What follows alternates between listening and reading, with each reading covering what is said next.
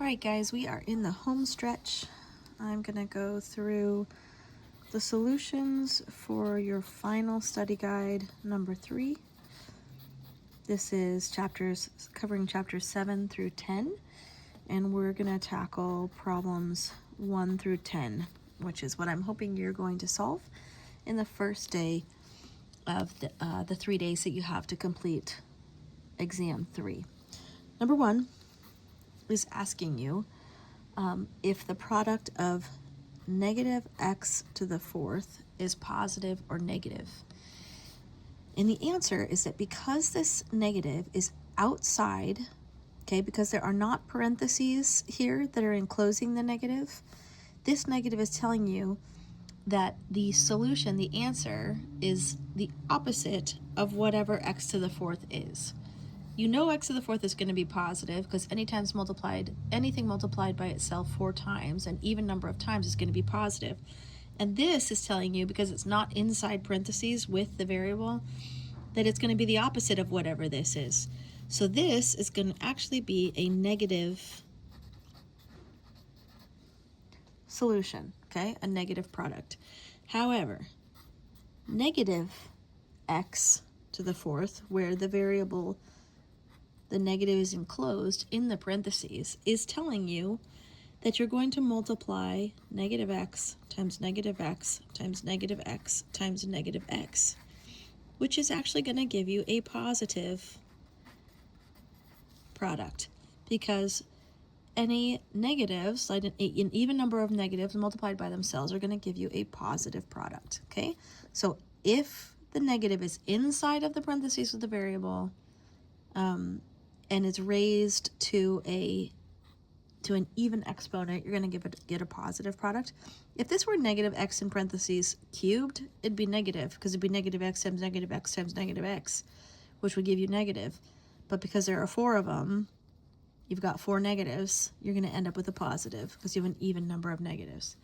This guy, however, no matter what this variable is, this is going to be negative because it's telling you to take the opposite of whatever the product is of this guy. All right. Number 2.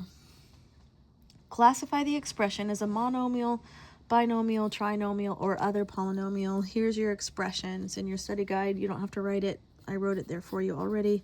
But it's negative 4x squared y plus 5xy plus y minus 8. Okay. You have 4 terms here. This is T1, that's its first term. This is the second term. This is the third term, and this is the fourth term. The terms are separated by operations, the plus and minus, okay? So this would be classified as not a monomial, it doesn't have 1 term, not a binomial, it doesn't have 2 terms, not a trinomial, it's got more than 3 terms. This is an other polynomial. Or you could just call it a polynomial, and that would be fine. The degree, okay, so that's the classification. The degree is the highest, the degree of the whole polynomial is the degree of whatever the highest term is. We find the degree of each individual term by adding the sum of their exponents. Okay, so the degree of term 1 is we're going to add the exponents of all of the variables. So term 1 is 2 plus 1, because I've got x squared and an implied y to the first, so the degree of term 1 is 3. Okay? Term 2, the degree, I've got an implied 1 here and an implied 1 here. There are no degrees to the coefficients, so they don't contribute anything, okay, to the degree of the term. 1 plus 1 is 2. The degree of term 2 is 2. The degree of term 3, there's just one variable here. Okay, y raised to the first power, so the degree of this term is 1. And the degree of term 2 is 0. So the degree of the whole polynomial is whatever the degree is of the highest term, this one. The degree of this polynomial is 3. Okay? All right, let's go ahead and simplify some exponents. Here, we want to simplify 38 x squared y cubed z to the negative 1 over 2 x to the negative 2 y to the negative 3. And the idea here is that we want no negative exponents. The instructions told me to leave the answer in positive exponential form. Remember that. You're going to see that on your final. It's going to say leave it in positive exponential form. Now, a couple things I'm going to do to start simplifying this. I have 38 over 2. I can do that division right away. I know that 38 divided by 2 is 19. Okay, it's 19 over 1, right? Because 2 goes into 38 19 times. It goes into itself once. Now I need to deal with the exponents. Now, I know that when I divide exponents, I subtract them. So I'm going to take x to the 2 minus negative 2. Be careful there, okay? Watch those signs. Y to the 3rd power minus negative 3. And then I have z to the negative 1. Now, I already know that I want this in positive exponential form. I have no other z's here. This is a negative exponent. To make it positive, I change its position. I'm just going to put the z down here, okay, in the denominator. Now let's keep simplifying and see if we need to switch any of these around or if we're good to go. So here I've got 19x 2 minus negative 2. Those two negatives become a positive, and I get 2x to the 4th. These two negatives, y minus negative 3. Those two negatives become a positive, and I end up having y to the 6th over z. I have all positive exponents. That is my answer. Okay, number 4 is the opposite. In fact, I've got 2. I've got an A and a B here for number 4. And my instructions are to simplify all of the variables, to simplify leaving all of the variables in the numerator. Okay, all variables in the numerator. That means I don't want to have any variables in a denominator at all. So it's fine for me to have negative exponents for this. In fact, I'm probably going to.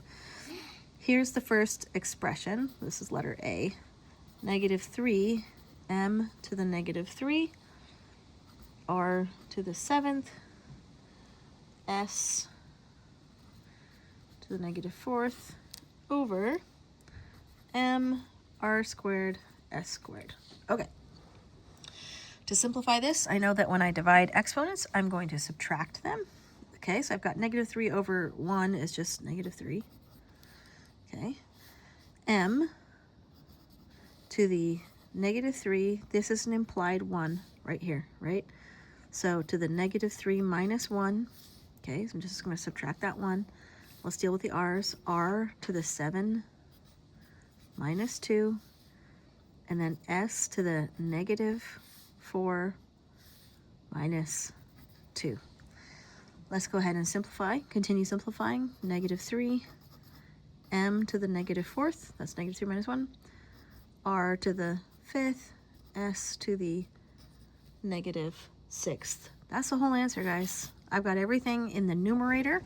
Fine to have negative exponents. Everything's in the numerator. No variables in the denominator. Let's look at letter B. Letter B is a bit more, it just has more steps that we need to take here because we've got more than one term. So I have negative 3 x squared y to the negative 3 over x to the negative 1 y, all multiplied by negative y over 2x cubed, this term squared. Okay, I'm going to kind of deal with these one at a time before I multiply them. Okay, remember, I want all of the variables in the numerator, so I'm going to do something similar to what I did up here, but I'm just going to do these one at a time. So let's deal with this one first. Negative 3 over 1 is just negative 3, and then I've got x 2 minus negative 1, y to the negative 3, there's an implied 1 here, minus 1, that simplifies to negative 3, x, these two negatives make a positive, so 2 plus 1 is 3, y to the negative 3 minus 1 is negative 4. Okay, so I've got that guy simplified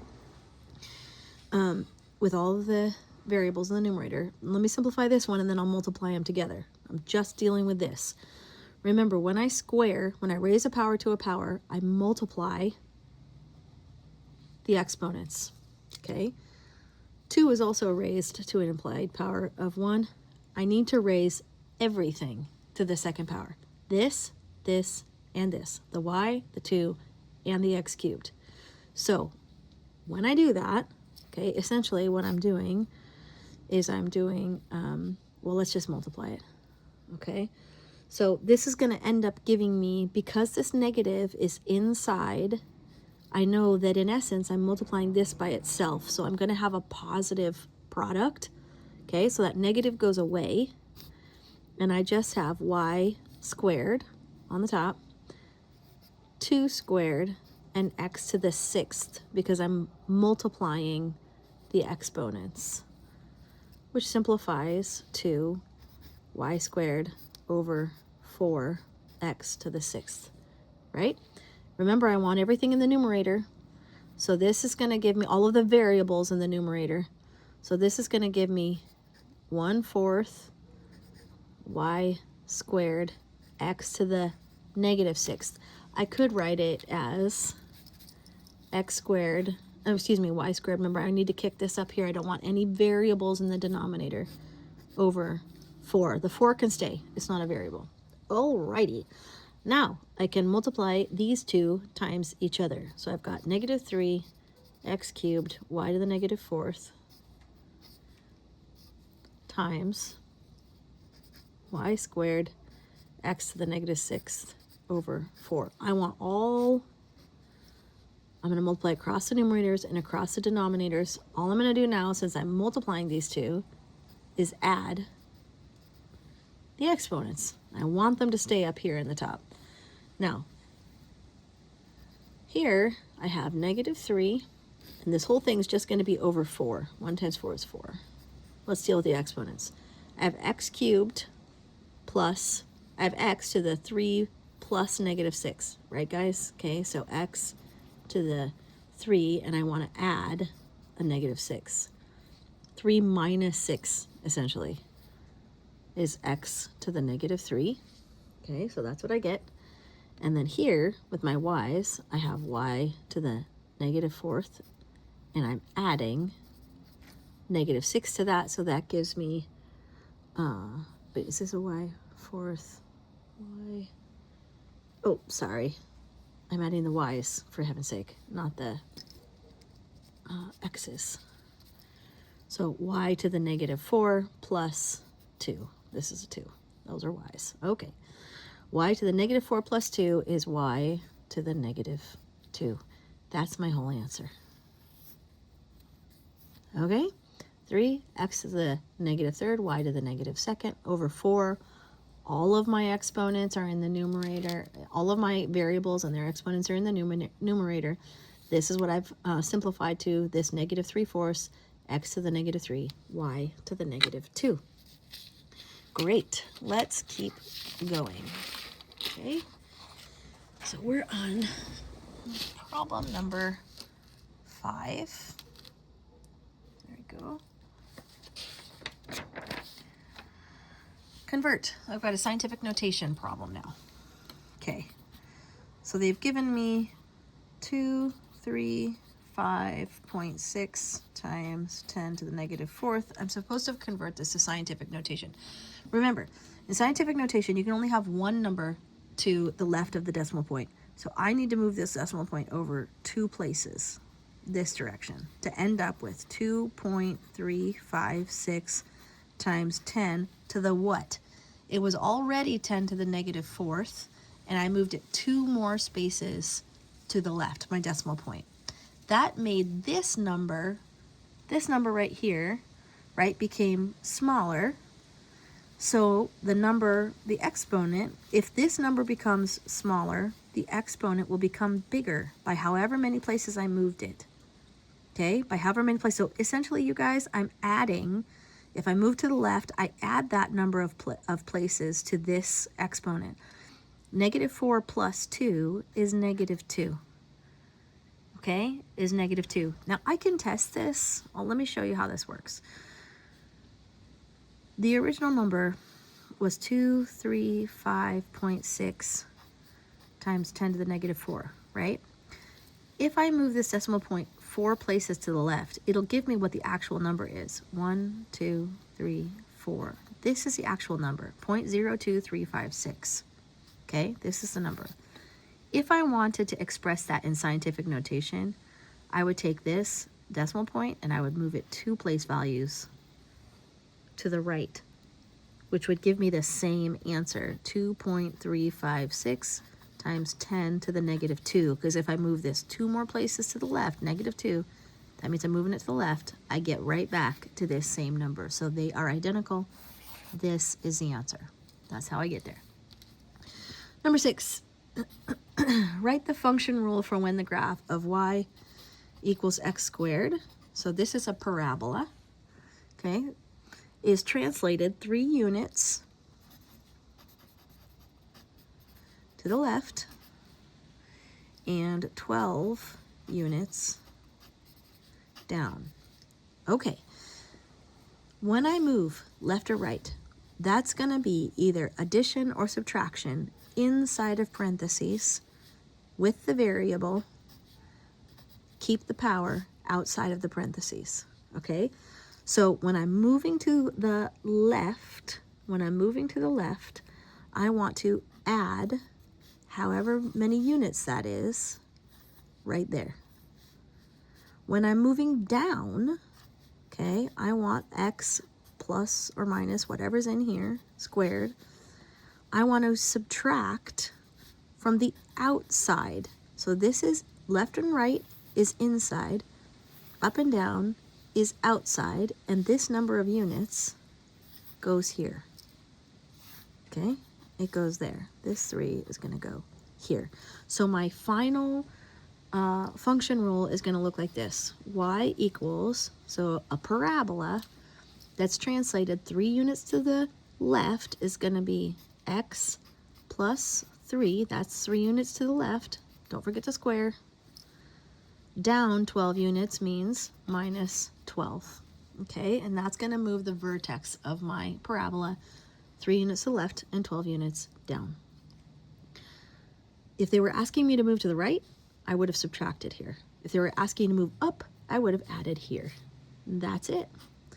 Okay, number 7, we need to rationalize a denominator. So this is from chapter 10, chapter we just finished, and I've got 15 times the cubed root of 5 over 4 times the cubed root of 25.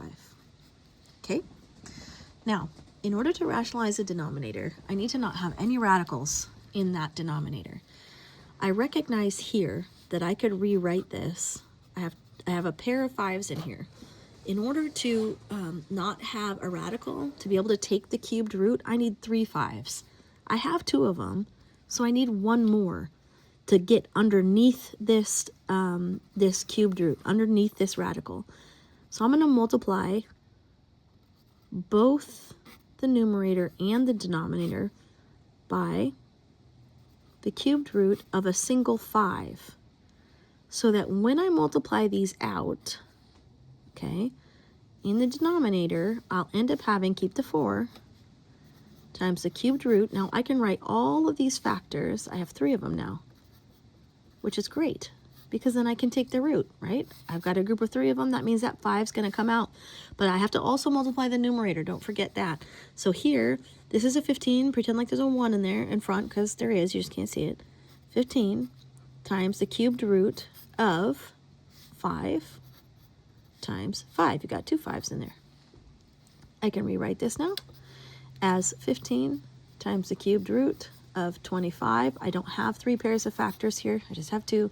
But here I do. The root of this group of 3 5s is the 5. It comes out here, and I multiply it by whatever is outside. Okay, so 5 times 4 is 20. That's it. This is gone. I took the root. It's gone. I did it. Okay, I moved it outside. I don't have a radical in the denominator anymore. It's awesome. That's what I wanted. However, I still can reduce this fraction. Okay, Recognize that 5 goes into 15 3 times, 5 goes into 20 4 times, so my final answer is 3 times the cubed root of 25 over 4. That's the final simplified version of the first one we got, okay, with no radical in the denominator. So it's not fully simplified until we rationalize the denominator. Okay, on to problem number 8. Just 3 more problems to go. This is another problem involving radicals, and I need to simplify this one. I have 2 of them and I multiply together. The first is the square root of 28 times the square root of 35. I'm going to rewrite these as a product of their prime factors, okay? So, well, let's make this one a 7 and a 4. I can see I'm going to be able to take the square of that, but leave it for now. And this one is a 7 and a 5. So when I multiply all this together, because they have the same index, because I'm taking the square root of everything, I could rewrite this with all of these factors underneath the same radical. I want to write them in this order, though. 4 times, I've got 2 7s, 7 times 7 times 5. That's all of the factors. If I multiplied all of those out, I'd have 28 times 35, 28 times 35. That's where they are. Now, I can take the square root of 4. The square root of 4 is 2, right? This is 2 squared.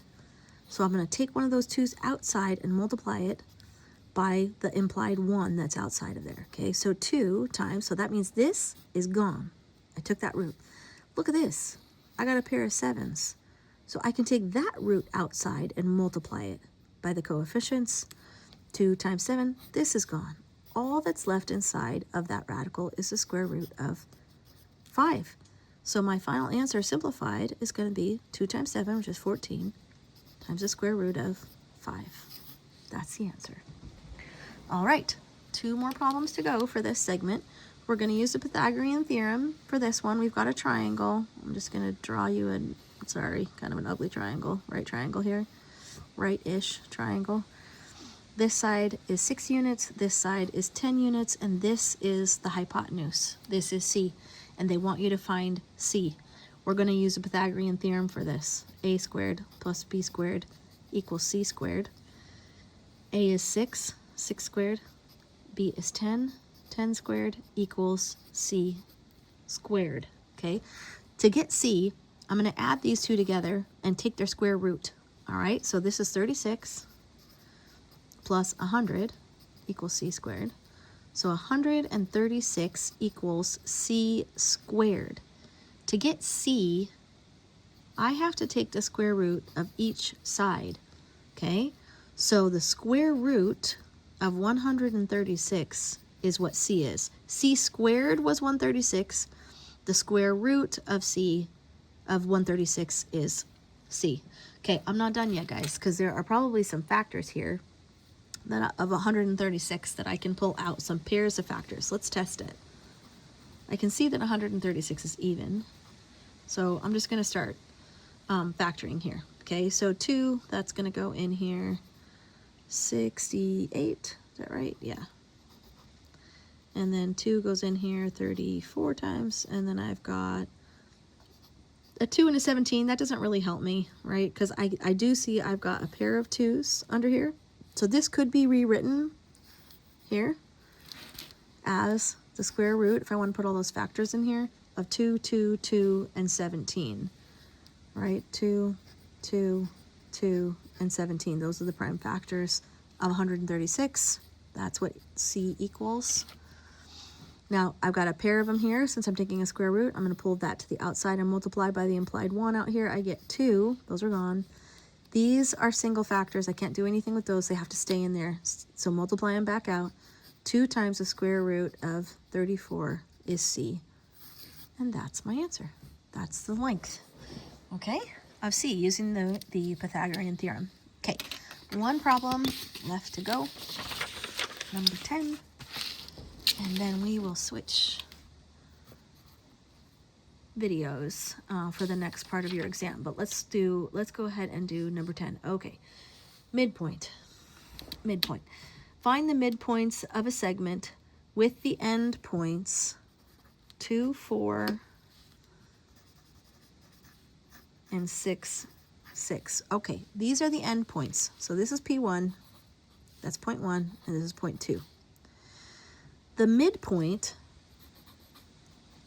okay, and this is already on your study guide. You can use your study guide on your final, so you don't have to write this over again. But the midpoint is x1, the x coordinate of the midpoint is x1 plus x2 over 2. So guys, this is the x coordinate of the midpoint. That's what this is. The y coordinate is y1 plus y2 over 2. Okay, that's the y coordinate of the midpoint. Whatever this is going to be the first coordinate. Whatever this is going to be the y coordinate. Okay? Okay, I have x1 and x2, x1 and y1, and I have x2 and y2. So let's label them x1, y1, x2, y2. And let's plug them into our formula. This one's going to be pretty easy. x1 is 2 plus x2 is 6 over 2. That's going to be my x coordinate. My y coordinate is going to be y1, which is 4, plus y2, which is 6 over 2. Okay, this is going to be my midpoint. Keep going. 8 over 2, 10 over 2. So the midpoint, when I simplify, okay, this is the x coordinate, this is the x coordinate of the midpoint, this is the y coordinate of the midpoint, is going to be 8 over 2 is 4, 10 over 2 is 5. That's the midpoint. You found it. We found it together. There it is. It's a little more challenging when they give us midpoints that have radicals in them. So let's work that out. Let's go ahead and take that challenge, okay? Just in case you see something like that on your final, so that you have an example. So let's find another midpoint. This time, P1 is 5 times the square root of 2, 3 times the square root of 5. Okay, so this is x1 and this is y1. And our second point is, let's see, square root of 2, that's x2, negative 7, square root of 5, that's y2. Okay, we know that the coordinates of our midpoint are going to be, remember, x1 plus y1 over 2 and x2 plus y2 over 2. So I need to go ahead and put these values in for x1 and y1, divide it by 2, and x2 and y2, and divide it by 2. Okay, so let's give that a try. Here's x1, here's y1. 5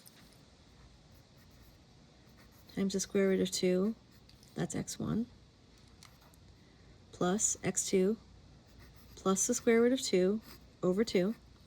That's the first coordinate. Okay, this is the x coordinate of the midpoint. The y coordinate of the midpoint, this is supposed to be y, is y2, which is negative 7 square root 5, plus y, oh, for goodness sake, y1 plus y2. Guys, it doesn't, sorry, can't see super well outside right now, it's kind of late. Y1 plus y2, this is y1, this is y2. I'm just going to add them together because I can. It doesn't, I can, as long as I keep their signs, I'm all right. Okay, and I'm going to divide that whole thing by 2. Okay, this is the x coordinate of the midpoint, this is the y coordinate of the midpoint. Let's keep simplifying. If I have 5 square roots of 2, and I want to add one more square root of 2, I end up with a total of 6 square roots of 2 over 2. Okay, do the y coordinate.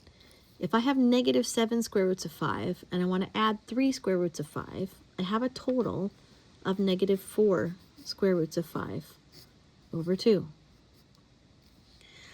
I can reduce this, the 6 over 2, and I can reduce the negative 4 over 2 to give me my x coordinate of 3 square root 2, and my y coordinate of -2 square root 5. Okay? That is the midpoint. If I have endpoints, 5 square root 2, 3 square root 5, and square root 2, -7 square root 5, the midpoint of that line is going to be these two values. 3 square root 2 is my x value, -2 square root 5 is my y value. Way to go. Okay, in the next video, we'll tackle problems 11 through 18.